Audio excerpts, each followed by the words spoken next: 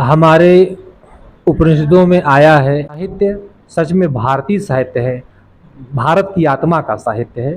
तो इस लिहाज से प्रेमचंद का अध्ययन जरूर करना चाहिए। हौसलों की तरकस में कोशिश का वो तीर जिंदा रख। हौसलों की तरकस में कोशिश का वो तीर जिंदा रख। हार जाओ भले जिंदगी में सब कुछ, लेकिन फिर से जीतने की उम्मीद जिंदा रख। तो नमस्कार दोस्तों, स्वागत है आप सभी लोग का हमारे यूट्यूब चैनल पर।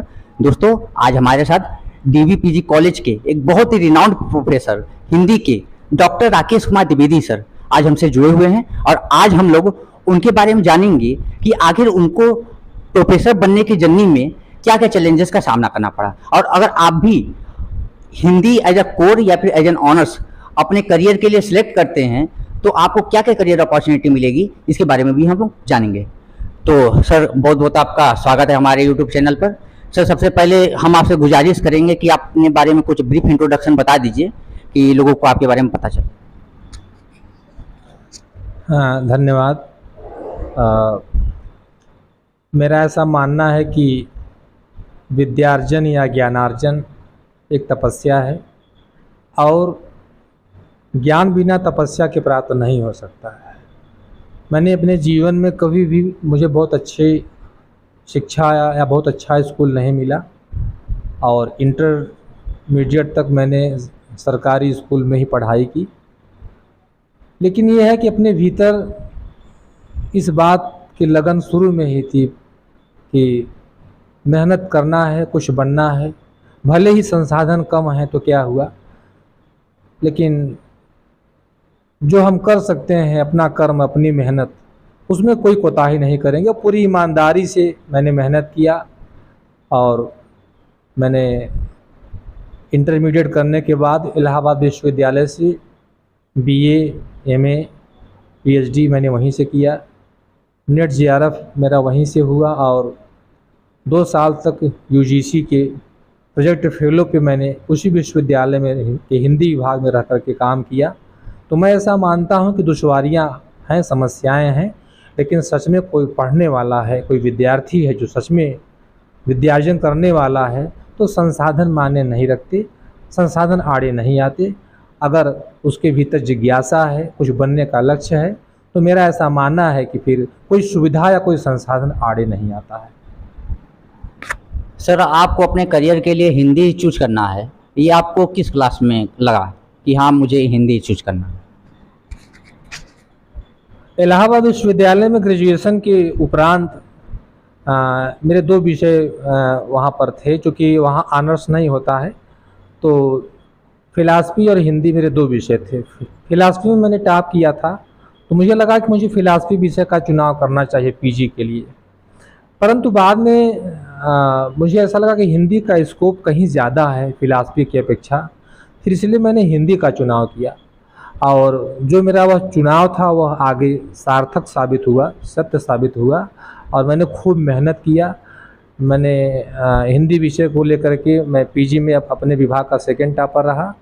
तो वहीं पर ग्रेजुएशन के बाद मैंने जो है हिंदी विषय को चूज किया, और वह चुनाव जो है सार्थक हुआ। मैंने कुछ समय तक प्रतियोगी परीक्षाओं की तैयारी भी हिंदी माध्यम से किया, उसमें भी मैंने अच्छा किया। बहरहाल उधर जाने का तो मुझे मौका नहीं लग पाया, लेकिन मैं अपने विषय के इस चुनाव से पूरी तरह से संतुष्ट हूँ, और मैं मानता हूँ कि हिंदी विषय को लेकर के आप अपने जीवन में एक अच्छी पहचान बना सकते हैं, और इसमें कोई समस्या नहीं। हिंदी हमारी राष्ट्रभाषा है, और हिंदी विषय का चुनाव करके अगर आप मेहनत करते हैं ईमानदारी से, तो आप जिस भी क्षेत्र में रहेंगे अपनी पहचान बनाएंगे। सर, अगर कोई भी स्टूडेंट हिंदी को चूज करता है तो उसे क्या क्या करियर अपॉर्चुनिटी मिल जाएगी? बहुत संभावनाएं हैं हिंदी विषय को लेकर के, असीम संभावनाएं हैं। सरकारी नौकरियों में उसकी एक अलग संभावना है, बहुत सारे जॉब जो है हैं। इसके बाद आप व्यक्तिगत लेखन कर सकते हैं, आप संगीत, फिल्म और सिनेमा जगत में भी बहुत अच्छा कर सकते हैं। आईएएस, पीसीएस जो बड़ी प्रशासनिक सेवाएं इस देश की हैं, हिंदी माध्यम से हिंदी विषय को रख करके उसमें भी आप बहुत अच्छा कर सकते हैं। तो जो और विषयों को रख करके हम जीवन में कर सकते हैं वो हम हिंदी विषय को भी रख करके कर सकते हैं, इसमें तनिक भी संदेह नहीं है। अगर आप हिंदी विषय को चुनते हैं तो प्रतियोगी परीक्षाओं में उसका एक अलग से लाभ होता है। निबंध भी आप बहुत अच्छा, औरों की अपेक्षा बहुत अच्छा लिख सकते हैं। जो ग्रामेटिकल पोर्शन का उसका प्रश्न पत्र होता है उसे औरों की अपेक्षा आप और बेहतर कर सकते हैं। तो मुझे लगता है कि हिंदी विषय को रखने में हानि नहीं है बल्कि लाभ ही है। तो जैसा कि हम लोग जानते हैं गुरु भगवान के रूप होते हैं, तो आपके समय में भी कोई आपको ऐसे कोई गुरु मिले हैं जो आपको अभी तक याद आते हैं, तो उनके बारे में बता दीजिए। इलाहाबाद विश्वविद्यालय में पढ़ते हुए मुझे उस विश्वविद्यालय से बहुत सम्मान मिला।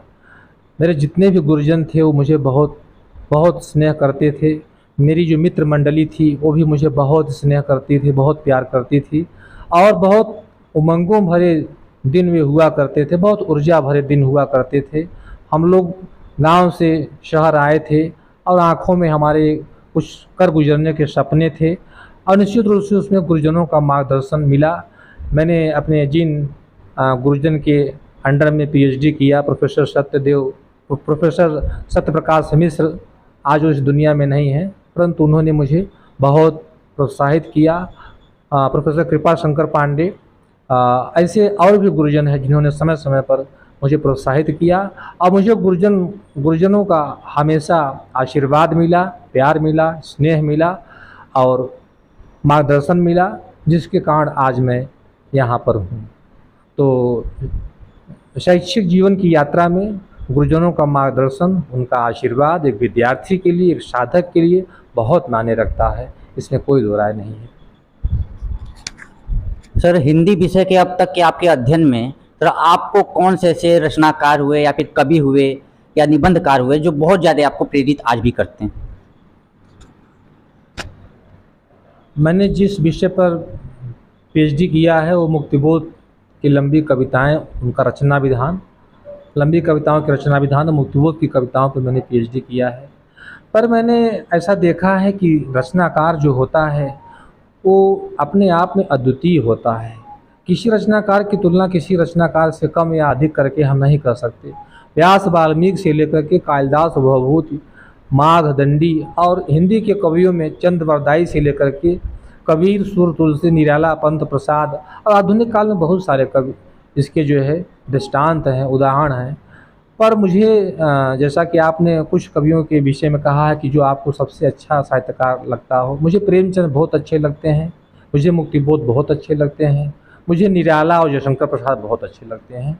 इन कवियों से मैं बहुत प्रभावित रहता हूँ, आज भी मैं इनसे प्रेरणा लेता हूँ और प्रभाव ग्रहण करता हूँ। तो मेरे बहुत पसंदीदा उपन्यासकार प्रेमचंद हैं, मेरे बहुत पसंदीदा कवि जो है प्रसाद और निराला हैं, और इसके साथ ही मैं व्यास, वाल्मीकि को भी पढ़ता हूँ, संस्कृत कवियों को पढ़ता हूँ। और जब आप संस्कृत कवियों को पढ़ते हैं, व्यास, वाल्मीकि को जब पढ़ते हैं, जब आप जो है महाभारत को पढ़ते हैं, तो आप देखेंगे कि वहाँ जो कुछ भी कह दिया गया है वहाँ कुछ बचा ही नहीं है। कविता किसे कहते हैं, काव्य की भूमि क्या होती है, उसकी चिन्मय भूमि क्या होती है, इससे हम परिचित होते हैं। तो लगभग सभी कवियों से, साहित्यकारों से कुछ न कुछ हमें सीखने को मिलता है, लेकिन ये मेरे विशेष पसंदीदा साहित्यकार रहे हैं। सर, मुंशी प्रेमचंद्र की कुछ रचनाएं, उपन्यास जो भले कोई स्टूडेंट, विद्यार्थी अपने जीवन काल में हिंदी को नहीं चूज करता है करियर ऑप्शन, लेकिन उसे जरूर वो रचना पढ़नी चाहिए। मुझे लगता है कि प्रेमचंद की कहानियाँ, लगभग 300 कहानियाँ उन्होंने, मानसरोवर 8 भागों में उनकी कहानियाँ संकलित हैं। इस नाम से उन्होंने लगभग 300 कहानियाँ लिखी हैं, जो इस भारतीय जीवन, समाज, परिवेश, संस्कृति की पूरा आख्यान है।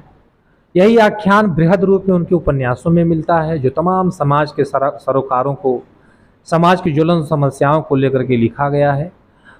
उसमें चाहे गोदान हो, चाहे निर्मला हो, कर्मभूमि हो, रंगभूमि हो, प्रेमचंद की हर कृति अपने आप में अद्वितीय है।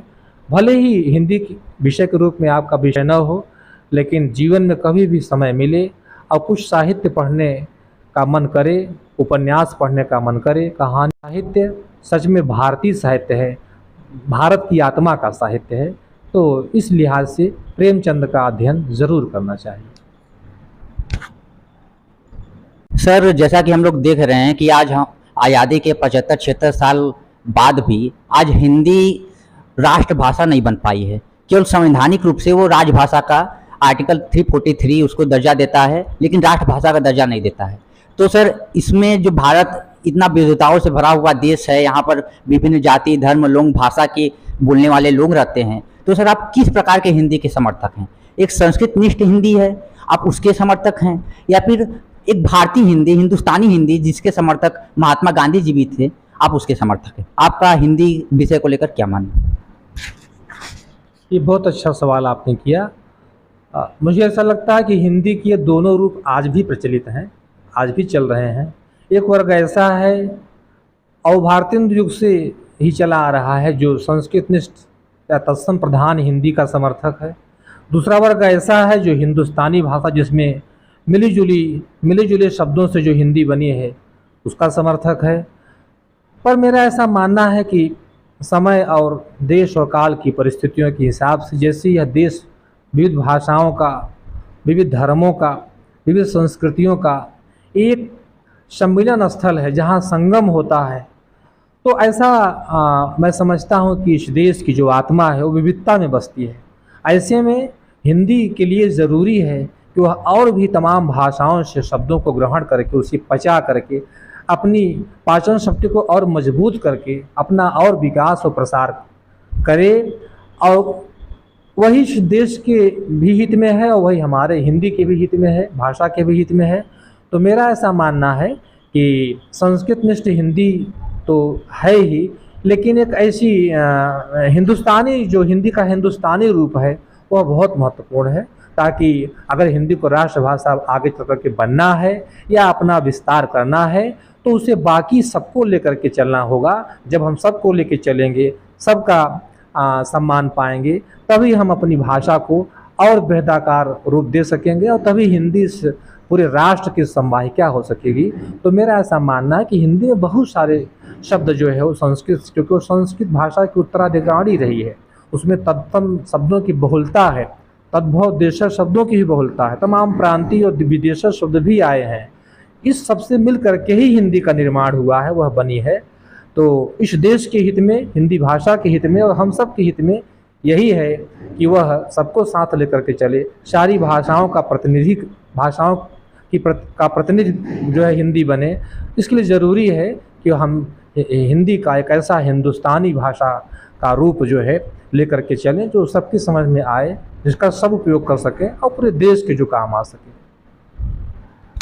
सर, अगर किसी भी विद्यार्थी को बीएचयू मेन कैंपस में एडमिशन उसका नहीं होता है और उसको डीवीपीजी कॉलेज मिल जाता है, तो यहाँ पर उस बच्चे को आना चाहिए कि नहीं आना चाहिए, और आना चाहिए तो क्यों आना चाहिए? निसंदेह संस्थाओं का अपना अलग महत्व होता है और स्थान का ही महत्व होता है, मैं ये मानता हूँ। लेकिन अगर सच में ईमानदारी से जो मेहनत कर रहा है उसके लिए न संस्थान माने रखता है, न उसके लिए जो है बड़ी संस्था माने रखती है। कोई अच्छा विद्यार्थी किसी छोटी संस्था में भी रह करके बड़े काम कर सकता है, बड़े नाम कमा सकता है, अगर उसके भीतर ईमानदारी से काम करने की क्षमता है, वह अपने प्रति ईमानदार है, अपने लक्ष्य के प्रति ईमानदार है, तो संस्था माने नहीं रखती है। हम लोग भी छोटी संस्थाओं से पढ़ कर के आए हैं, बहुत छोटी संस्थाओं से पढ़ कर के आए हैं, और ऐसा नहीं है आपका जो कॉलेज है वो नैक से A+ ग्रेड उसे मिला है, बीएचयू तो A ग्रेड पाया है, तो कहीं से भी यह कमतर नहीं है। संस्था के बड़े या छोटे होने से हमारी पढ़ाई पर बहुत प्रभाव नहीं पड़ता है। हमें जीवन में क्या बनना है, कैसी तैयारी करनी है, कैसे पढ़ना है, ये मायने रखता है। और आप जानते हैं कि आपकी डिग्री पर भी कोई कॉलेज का नाम नहीं होता है, तो बीएचयू और डीवीपीजी कॉलेज की डिग्री में कोई अंतर नहीं है, एक ही संस्था के हम अंगांग भाव से जो है हमारा संबंध है। जैसे शरीर के अंग होते हैं वैसे हम अंगी भाव से बीएचयू से संबद्ध हैं, तो ऐसा कोई अंतर नहीं है। हम यहाँ भी आकर के बेहतरीन कर सकते हैं और इसमें कोई बहुत संस्था को लेकर बहुत अंतर नहीं है। सर दो शब्द है, एक देशभक्त और एक देशद्रोही। तो जैसा कि हम लोग जानते हैं कि मुंशी प्रेमचंद्र भी जब अपना लेखन का शुरुआत किए थे तो वो उर्दू में लिखना शुरू किए थे, लेकिन फिर उसके बाद उस समय के ब्रिटिश अधिकारी लोग उनको उर्दू पर प्रतिबंध लगा दिए, उनके जो रचना थी बाज़ारे हुस्न उस पर प्रतिबंध लगा दिया, फिर उन्होंने हिंदी में लिखना शुरू कर दिया। तो एक लेखक के लिए, एक कवि के लिए, एक राष्ट्र निर्माता के लिए सबसे ज़रूरी क्या होता है कि उस सरकार को ध्यान में रखते हुए, उसकी नीतियों को ध्यान में रखते हुए तब वो कुछ भी रचना करे, या फिर अगर सरकार, अगर कोई नीति उसका सही भी नहीं है, समाज के हित में नहीं है, तो उसका आलोचना करते हुए वो रचना करे। आप इसके बारे में क्या सोचते हैं, और देशभक्त और देशद्रोही कौन है, इसके बारे में क्या सोचते हैं? देशभक्त वह है जो प्रतिक्षण देश के निर्माण की बात करता है। देशद्रोही वह है जो उसे ध्वस्त करने की बात करता है। साधारण सी बात है और सिंपल सी बात है, इसे कोई भी समझ सकता है। अगर राष्ट्र के निर्माण में हमारा किंचित भी योगदान है तो हम देशभक्त हैं, और राष्ट्र के निर्माण में हमारा किंचित भी असहयोग है तो हम सच्चे देशभक्त नहीं हैं। जहाँ तक प्रेमचंद की बात है, 1935 में जब प्रगतिशील लेखक संघ की स्थापना हुई, उसमें सज्जाद जहीर और मुल्क राज आनंद जैसे लोगों ने उसकी स्थापना की, तो एक साल बाद 1936 में प्रेमचंद ने पहला वहाँ जो अधिवेशन हुआ, उस मंच से अध्यक्षीय उद्बोधन करते हुए प्रेमचंद ने कहा था कि साहित्य समाज के पीछे चलने वाली, समाज या राजनीति के पीछे चलने वाली सच्चाई नहीं है, वह राजनीति के आगे आगे चलने वाली सच्चाई है। साहित्य और साहित्यकार मार्गदर्शन करता है व्यक्ति का, राष्ट्र का, विश्व का। जो साहित्य, जो साहित्यकार ऐसा नहीं कर पाता है, उसका साहित्य सच्चा साहित्य नहीं होता है। साहित्य वही है जो व्यक्ति के जीवन का, राष्ट्र के जीवन का और समाज के जीवन का मार्गदर्शन करे, वही सच्चा साहित्य है। प्रेमचंद का साहित्य ऐसा ही साहित्य है। प्रेमचंद अपने साहित्य के माध्यम से समाज का मार्गदर्शन करते हैं, व्यक्ति का मार्गदर्शन करते हैं, राष्ट्र का मार्गदर्शन करते हैं। मुक्तिबोध ने कभी कहा था, नहीं होती कहीं भी ख़त्म कविता नहीं होती, कि वह आवेग त्वरित काल यात्री है, कि मैं उसका नहीं करता पिता धाता, कि वह कभी दुहिता नहीं होती, परम स्वाधीन है वह विश्व शास्त्री है, गहन गंभीर छाया आग मिश्यद के लिए वह जनचरित्री है। मुक्तिबोध ने कहा था कि कविता जनचरित्री होती है, जन के चरित्र का निर्माण करती है, और जो साहित्य ऐसा नहीं कर पाता वह साहित्य वाग्जाल मात्र होता है। भवभूति, कालिदास, व्यास, वाल्मीकि और हमारे हिंदी के कवियों का साहित्य इसी तरह का साहित्य है। साहित्य हमेशा राष्ट्र का, व्यक्ति का, समाज का मार्गदर्शन करता है। जो साहित्य ऐसा नहीं कर पाता तो झूठा साहित्य है। सर आस्तिक और नास्तिक दो शब्द है, आप उसको किस प्रकार से देखते हैं? सर बहुत लोगों का भगवान में इतना ज़्यादा विश्वास होता है कि वो भगवान के लिए, अगर भगवान को अगर कोई भी अनाप शनाप पाता है तो उसको मारने काटने के लिए उतर आता है। अब बहुत लोग होते हैं जो धर्म को केवल इस तरह से पालन करते हैं कि उनका विकास भी होता रहे और समाज में मोरल वैल्यूज के साथ जीते भी रहे और कोई को वो हानि भी न पहुंचाए। तो किसी को नास्तिक होना चाहिए कि भगवान नहीं होते हैं, विज्ञान की एकदम सुन लेनी चाहिए, या फिर जो साइंटिफिक प्रूफ है उसे मानना चाहिए, जैसे Darwin theory, big bang theory, या फिर उसे भगवान में विश्वास रखना चाहिए। आप इस पर क्या सोचते हैं? जहाँ तक आस्तिक और नास्तिक की डिफिनेशन की बात है कि कौन, किसको हम आस्तिक कहेंगे, किसको नास्तिक कहेंगे, तो ईश्वर को मानना न मानना, न मानने में इससे आस्तिकता का कोई लेना देना नहीं है। जो आस्तिक नास्तिक का विभेद हमारे भारतीय शास्त्रों में हुआ है, भारतीय दर्शन में हुआ है। हमारे यहाँ 6 आस्तिक दर्शन है और 3 नास्तिक दर्शन है। तो मनु ने मनुस्मृति में आस्तिक और नास्तिक को परिभाषित करते हुए लिखा है कि नास्तिको वेद निंदकः। नास्तिक वे हैं जो वेद की निंदा करते हैं। वेद में जो कहा गया है, जो वेद को नहीं मानता, जो वेद को पौरुषीय मानता है जबकि वेद अपौरुषीय हैं, तो जो वेद को अपौरुषीय मानता है वह आस्तिक है, और जो वेद को पौरुषीय मानता है वह नास्तिक है। कहने का अर्थ यह है कि जो वेद में जिसकी आस्था नहीं है उसे नास्तिक कहा गया है मनु के अनुसार। अब जो 3 दर्शन हमारे नास्तिक हैं, जिसमें चारवाक हैं, जैन हैं, बौद्ध हैं, एक लंबी परंपरा, एक बड़ी फेहरिस्त रही है।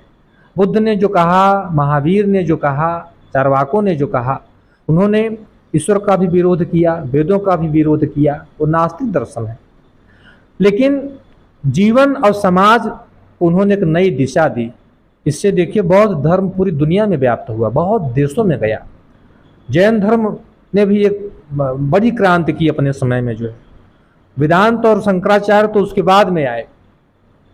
तो ईश्वर को न मान करके भी हम वैज्ञानिक दृष्टिकोण लेकर के भी हम जीवन में अच्छा कर सकते हैं, नैतिक जीवन जी सकते हैं, और ईश्वर को मान करके भी हम जी सकते हैं। तो कहने का अर्थ है कि हमारे जीवन का नज़रिया जो है वह लोकोपकारी होना चाहिए, वह नैतिक होना चाहिए, वह अच्छा होना चाहिए, जिससे किसी को कष्ट न पहुँचे, और हम पड़ोसी के साथ अच्छा व्यवहार करें, टौड़ाव मैत्री के साथ जिएं। तो हम बिना ईश्वर को माने हुए भी वैज्ञानिक दृष्टि से भी एक नैतिक और अच्छा और अनुशासन प्रिय जीवन जी सकते हैं और समाज को बहुत कुछ दे सकते हैं। ज़रूरी नहीं है कि हम ईश्वर को मानें। जब तक हमारी दृष्टि सीमित है, जब तक हम प्रकृति और विज्ञान तक अपनी दृष्टि रखते हैं, तब तक हमें ऐसा लगता है कि इस संसार का कोई नियंता नहीं है, प्रकृति ने ही इसे बनाया है। लेकिन जब हमारी दृष्टि भीतर से व्यापक हो जाती है, जब हम धीरे धीरे इस ब्रह्मांड के नियंता के विषय में सोचने लगते हैं, तो धीरे धीरे हम ईश्वरवादी होने लगते हैं। ये अपनी अपनी दृष्टि है। जैसे जैसे जीवन में आपकी दृष्टि बृहत होगी, आप भगवान को मानने के लिए विवश हो जाएंगे। दृष्टियों ज्ञान की दृष्टियाँ जब सीमित रहेंगी, तो भगवान को न मान करके भी आप जो है नास्तिक रह करके भी आप एक श्रेष्ठ और कीर्तिवान जीवन जी सकते हैं, इसमें कोई संदेह नहीं। तो भगवान के विषय में तो आपने स्पष्ट कर दिया, आस्तिक नास्तिक के विषय में भी आपने स्पष्ट कर दिया। लेकिन बात होता है कि हम एक ईश्वर को माने जो मोनोथिस्टिक विचारधारा है उसको माने, या फिर जो पॉलीथिस्टिक बहु ईश्वरवाद की विचारधारा है उसको माने। तो आपका इस पे क्या मानना है? बहुत मीमांसा रही है दुनिया में इस बिंदु को लेकर के। तमाम धर्म, तमाम संप्रदाय अलग अलग उनकी राय है इस पर कि एक ईश्वर सत्य है कि बहुदेववाद सत्य है। अगर जो है दुनिया भर के धर्मों को देखा जाए तो कोई एक ईश्वर मानता है और कोई एक से अधिक देवताओं को मानता है। हमारे यहाँ वेदों के ऋषियों ने ईश्वर का दर्शन किया, सत्य का दर्शन किया, और उन्होंने ये कहा कि एकम सद विप्रा बहुधा वदन्ति, सत्य एक ही है, बस उसके रूप अलग अलग हैं। मुझे तो कभी कभी ऐसा लगता है कि एक परमात्मा ने ही दुनिया में अनेक रूपों में अपने संदेशों को अपने रसूलों के माध्यम से, अपने पैगंबरों के माध्यम से इसलिए फैलाया कि ताकि दूसरी भाषाओं के लोग भी उसके संदेश को जान सकें। अगर मोहम्मद साहब अरबी में कुरान की आयतों का प्रसार न करते या रसूल बन करके अल्लाह के संदेश को न बांटते, तो शायद हिंदी भाषा या संस्कृत भाषा में तो अरब के निवासी न जान सकते। तो मुझे ऐसा प्रतीत होता है कि समय समय पर परमात्मा ही अनेक रूपों में अपने संदेश को तमाम अपने रसूलों के माध्यम से, देवदूतों के माध्यम से, पैगंबरों के माध्यम से इस दुनिया में मनुष्यता को देता है, मनुष्य के पास संदेश भेजता है कि उसे परमात्मा ने बनाया है, उसे कैसे जीना चाहिए, उसे क्या करना चाहिए और क्या नहीं करना चाहिए। तो ये अपनी अपनी आस्था है। आप अगर आपको लगता है कि बहुत सारे देवता सत्य हैं, सत्य तो सभी हैं, लेकिन वो सब एक ही सत्य के रूप हैं। जैसे प्रकाश एक है, सूर्य एक है, लेकिन जिन जिन जगहों से वो गुजरता है, उसकी किरणें गुजरती हैं, उसका प्रकाश गुजरता है, उसको प्रकाशित करता हुआ चला जाता है। इसी प्रकार से ऊर्जा एक है, उसे किन किन रूपों में हम उसका प्रयोग करते हैं, उससे देखते हैं, वो हमारी अपनी दृष्टि है। सत्य एक है, इसमें कोई दो राय नहीं है। उसके रूप अलग अलग हैं, नाम अलग अलग हैं। ये हमारी अपनी आस्था है कि हम एक देवता को मानते हैं या एक से अधिक देवता को मानते हैं। जब आप निर्गुण सगुण का विवाद भी, पूरा भक्ति आंदोलन ही इसी पे खड़ा है, पूरा भक्ति साहित्य इस पे खड़ा है। जब आप निर्गुण के रूप में उस परम सत्ता का चिंतन करेंगे, तो आप पाएंगे कि वह एक है, एक सत्ता है, जिसको शंकराचार्य जैसे वेदांतियों ने कहा ब्रह्म सत्यम जगन मिथ्या जीव ब्रह्मय व नापरा। लेकिन वेदों में देखिए तो वेदों में हमारे बहुदेववाद है, वहाँ प्रकृति पूजा होती है, वृक्षों की पूजा होती है, नदियों की पूजा होती है, गाय की पूजा होती है। तो हमारा जो साहित्य है, जो वैदिक साहित्य है, वह बहुदेववादी रहा है। बाद में जो उपनिषद काल में हम आते हैं, हमारे चिंतन की पराकाष्ठा होती है, तब वहाँ एक देववाद आ जाता है जिसे अद्वैत कहा गया है, वो वेदांत की विचारधारा है। तो जब हमारा चिंतन प्रगाढ़ होगा, जैसा कि मैंने कहा कि जब दृष्टि हमारी व्यापक होगी, तो हम पाएंगे कि एक ही सत्य है और उसके विविध रूप नाम अलग अलग हैं। तो मेरा ऐसा मानना है कि आपकी जो भी आस्था बने, आप सत्य के प्रति उन्मुख होइए। जब तक द्वैत दृष्टि बनी रहती है, तब तक हम पूर्ण सत्य को नहीं जानते। लेकिन जिस क्षण हम पूर्ण सत्य को जान लेते हैं, द्वैत दृष्टि या भेद समाप्त हो जाता है। फिर हमें यह ज्ञान हो जाता है कि मूल सत्य एक ही है। तो श्रीमद् भगवद गीता में जैसा कि लिखा हुआ है कि परिवर्तन ही संसार का नियम है। तो जैसा कि हमारे धर्म ग्रंथों शास्त्रों में लिखा जा चुका है, वो अब शाश्वत है या फिर समय के अनुसार उसमें परिवर्तन होते रहना चाहिए? आप इसके बारे में क्या सोचते हैं? एक बीज जब मिट्टी में डाला जाता है, अंकुरित होता है, फिर वो बड़ा होता है, फिर एक दिन वृक्ष जैसा बनता है, और फिर वह उसके बीज अनेकों वृक्षों को जन्म देते हैं। तो परिवर्तन न कश्चित क्षणमपि जात उत्तिष्ठित कर्म कृत। परिवर्तन इस सृष्टि का नियम है। हमारे जो है दर्शन शास्त्र में इसकी बड़ी व्यापक रूप से प्रतिष्ठा है। जीवन हर क्षण परिवर्तित हो रहा है। बौद्धों का क्षणभंगवाद या परिवर्तनवाद की पूरी जो थियरी है वो इसी पे है कि गीता में भी कहा गया कि जो शिशु है वो किशोर हो रहा है, किशोर युवा हो रहा है, युवा वृद्ध हो रहा है, वृद्ध मर रहा है, और जो मर रहा है उसका फिर पुनर्जन्म हो रहा है। चातस्य ही ध्रुव जन्मम ध्रुवम जन्म मृतस्य च। तो परिवर्तन हम अपने नंगी आँखों से भी देख सकते हैं, महसूस कर सकते हैं। हमारे भीतर भी हो रहा है, जगत में भी हो रहा है, भीतरी जगत में भी होता है और बाहर जगत में भी होता है। जीवन का नाम ही परिवर्तन है। प्रसाद ने कामायनी में कहा था श्रद्धा सर्ग में कि पुरातनता का यह निर्मोह सहन करती न प्रकृति पल एक, नित्य नूतनता का आनंद किए हैं परिवर्तन में टेक। पुराने पीले पत्ते अगर वृक्ष पे लगे रहें तो वृक्ष के लिए ऊर्जा का काम नहीं कर पाएंगे, वृक्ष के लिए खाना नहीं बना पाएंगे। तो यह पूरी सृष्टि ही परिवर्तन की क्रिया से प्रतिक्षण गुजर रही है और यह परिवर्तन ही जीवन का अकाट्य सत्य है। इसे सबको स्वीकार करना चाहिए। तो जैसा कि हम लोग पढ़ते आए हैं कि किसी भी धर्म पर उस देश का, उस क्षेत्र का भूगोल भी बहुत ज़्यादा डिपेंड करता है। तो सर अब बात आता है शाकाहार और मांसाहार का। सर बहुत लोगों का मानना है, जैसे डार्विन जैसे विद्वानों का मानना है कि भारत एक ऐसे भूभाग में था उसके एक सिद्धांत के अनुसार, इसलिए यहाँ के लोग जो भी हुए वो शाकाहारी हुए, क्योंकि यहाँ पर बहुत सारी शाकाहारी चीज़ें थी खाने के लिए। और बहुत ऐसे भी कुछ सभ्यताएं हैं जो पनपी, जो एकदम रेगिस्तान के बीच से पनपी, और वहाँ पर खाने के लिए उनके लिए कुछ नहीं था, पेड़ पौधे फल फूल के रूप में। तो उन्होंने जानवरों को मारना शुरू कर दिया। तो अब शाकाहार होना या मांसाहार होना उसके व्यक्तिगत जीवन पर निर्भर करता है, या फिर व्यक्ति को शाकाहारी हो जाना चाहिए, मांसाहारी नहीं होना चाहिए, या फिर हमको शाकाहारी रहना चाहिए और समय के साथ अगर हमको सर्वाइव करना है तो हम मांसाहार हो सकते हैं। शाकाहार मांसाहार पर आप क्या सोचते हैं? हमारे उपनिषदों में आया है कि जीवो जीवस्व भोजनम, जीव ही जीव का भोजन है, और यह प्राकृतिक रूप से हमें दिखाई भी पड़ता है। इस देह का जो प्रथम कोश है, उपनिषदों में पंच कोशों की परिकल्पना है। इस देह का जो प्रथम कोश है उसे अन्नमय कोश कहा गया है, क्योंकि यह देह अन्न पोषित है। अगर अन्न इसे न मिले, भोजन न मिले, तो यह देह जिंदा नहीं रह सकता। मेरा ऐसा मानना है कि जब तक शाक मिले, अन्न मिले, सब्जियां मिले, तब तक आदमी को शाकाहारी ही रहना चाहिए।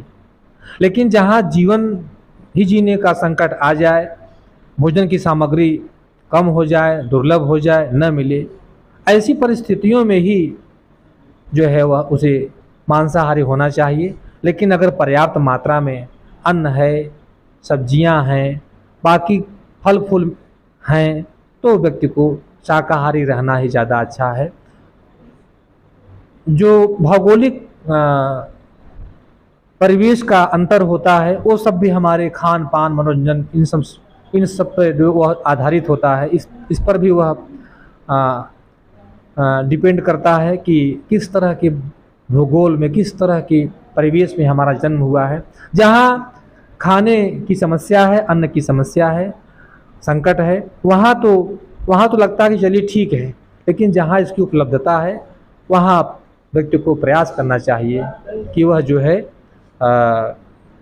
शाकाहारी बना रहे। यह जो देह है, यह जो शरीर है, यह देवालय है, यहाँ परमात्मा का अंश आत्मा के रूप में बैठा हुआ है। इस देवालय को मुर्दालय नहीं बनाना चाहिए। जब यह इसमें शिव तत्व है, शिव तत्व के निकलते ही यह शरीर शव हो जाता है। तो प्रयास यही करना चाहिए कि सबको शाकाहारी रहना चाहिए। जहाँ ऐसा कोई संकट तो उत्पन्न हो, वहीं पर केवल शौक के लिए जीवों का वध करना यह अच्छा नहीं है। बुद्ध से लेकर महावीर तक और कबीर से लेकर के रैदास और रज्जब और बहुत सारे संतों ने इसका विरोध किया और वह सही किया, क्योंकि सबको प्रकृति ने जीवन दिया है और सबको जीने का अधिकार है। हम किसी को जीवन के अधिकार से वंचित नहीं कर सकते। और अगर ऐसा हम कर रहे हैं तो पाप ही इकट्ठा कर रहे हैं। तो हमें इससे जितना संभव हो बचना चाहिए। सर, आप जैसा कि हम लोग जानते हैं कि आप एक बहुत अच्छे कवि हैं और रचनाकार हैं। तो सर, आप कोई भी कविता लिखने के समय आप सर अपने मन के अंदर या भीतर आप क्या मान कर चलते हैं, या फिर क्या आप सोच के चलते हैं कि आपसे कविता इतनी अच्छी अच्छी कविता बन जाती है? आप इसको कुछ हमारे जो व्यूअर्स हैं या फिर जो भी कुछ नए कवि हैं, जो नए रचनाकार हैं, उनको क्या ध्यान में रखकर कविता लिखना चाहिए या फिर रचना करना चाहिए, इसके बारे में क्या सोचते हैं? काव्य बहुत पवित्र वस्तु है। कविता दुनिया की सबसे पाकीज़गी से भरी हुई चीज़ है। कविता के लिए दो चीज़ें बहुत महत्वपूर्ण होती हैं: अनुभूति का रम्यमय होना और अभिव्यक्ति का सरलमय होना। अनुभूति आपकी जितनी गहरी होगी, जितनी व्यापक होगी, जितनी विशद होगी, जितनी निस्सीम होगी और जितनी यथार्थ होगी, आपकी कविता उतनी ही प्रभावी होगी। इसी को भट्ट नायक ने रस सिद्धांत के संदर्भ में साधारणीकरण कहा है। जब हमारी अनुभूतियाँ औरों की अनुभूतियों से मेल खा जाएं, मैं जैसा कविता करते हुए अनुभव करता हूँ, ऐसा ही अनुभव हमारा पाठक भी करे, दर्शक भी करे, यही साधारणीकरण है। तो कविता के लिए यह जरूरी है कि आपका ज्ञान मंडल, आपका अनुभूति का दायरा बृहद हो, विस्तृत हो। समाज, व्यक्ति के मन, व्यक्ति के चेतन मन और समाज की जटिलताओं से आप पूर्ण परिचित हों। आप प्रकृति की विशदता, उसकी कोमलता, उसकी कठोरता, उसके सभी रूपों से परिचित हों, उसकी निस्सीमता से परिचित हों। और अनुभूति के गहन क्षणों में जब भाव का पारावार उठे, तब वो कविता जन्म लेती है, तब वो कविता जो है उतरती है। और आपकी भाषा पर भी आपकी पकड़ ज़बरदस्त होनी चाहिए। अगर भाषा पर आपकी पकड़ कमज़ोर है, तब आप एक सशक्त कविता नहीं लिख पाएंगे। तो एक विशिष्ट कविता लेखन के लिए ज़रूरी है कि आपका अनुभूति पक्ष भी मजबूत हो और भाषा और शब्दों पर आपकी पकड़ भी बहुत ज़बरदस्त हो। तभी आप एक उत्कृष्ट रचना कर सकते हैं, एक अच्छी कविता लिख सकते हैं।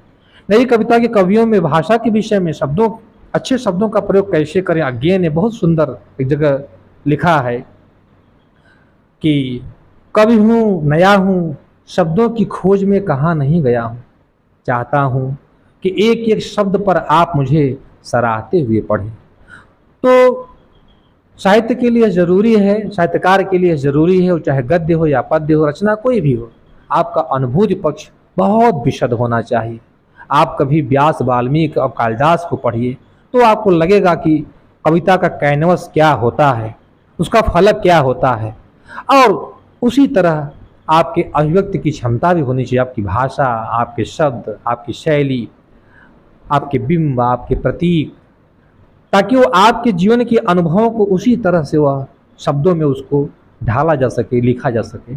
तो ऐसा मैं समझता हूँ कि कविता में अगर एक पक्ष भी कमज़ोर हुआ, अनुभूति पक्ष कमज़ोर हुआ या अभिव्यक्ति पक्ष कमज़ोर हुआ, तो कभी भी आप उत्कृष्ट कविता नहीं लिख पाएंगे। ज़रूरी है कि दोनों पक्ष मजबूत हो, तभी आप एक शानदार, एक विशिष्ट काव्य की रचना कर सकते हैं। मैं ऐसा मानता हूँ।